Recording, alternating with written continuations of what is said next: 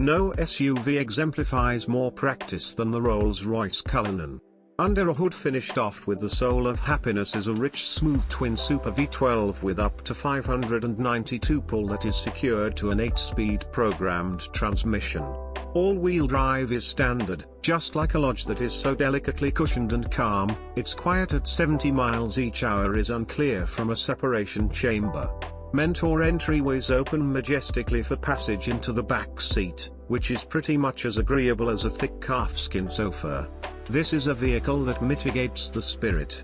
For this, those rare sorts of people who can manage the cost of its strong sticker price are granted the joy of being conveyed to their location by one of the world's most excessively sumptuous carriages.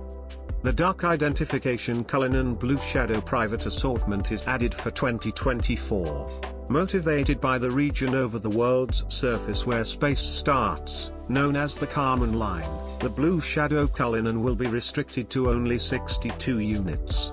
Its lunar starlight main event sparkles with north of 1,000 little fiber optic stars, and cowhide seats where bunch holes emulate how Earth looks from space. Included with each Blue Shadow Cullinan are a matching vehicle cover, gear set, and 1:8 scale model copy of the Cullinan, something to put on the mantle to help you to remember what's left in the carriage house. The Cullinan's V12 powertrain is rated at 12 miles per gallon in the city and 20 miles per gallon on the highway. Believe it or not, those figures aren't the worst in the class. The V12-powered Bentley Bentayga boasts ratings of 12 miles per gallon city and 17 highway. We ran the Cullinan on our 75-mile-per-hour highway fuel economy route, which is part of our extensive testing regimen, and it outperformed expectations, achieving 21 miles per gallon. For more information about the Cullinan's fuel economy, visit the EPA's website. The Cullinan's twin super 6.7-litre V12 gives 563 pull, 592 in the dark identification model, and is murmur calm, in case it upsets the celebrities in the lodge. The one we tried recorded a 60-mile-per-hour season of only 4.5 seconds, great for a vehicle that weighs around 3 tons. All-wheel drive is standard, in spite of the fact that we suspect purchasers won't ever wander off the landing area and hazard harming the paint.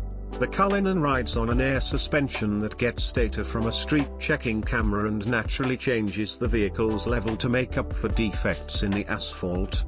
Ride solace is past the guidelines of ordinary extravagance vehicles, as the Cullinan drifts not too far off and sends nothing undesirable to individuals inside.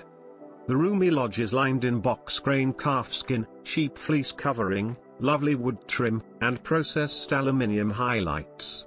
Assuming that you need a much more elevated level of extravagance, Rolls-Royce will modify pretty much all aspects of the Cullinans as of now, pamper inside with anything that delights you can envision.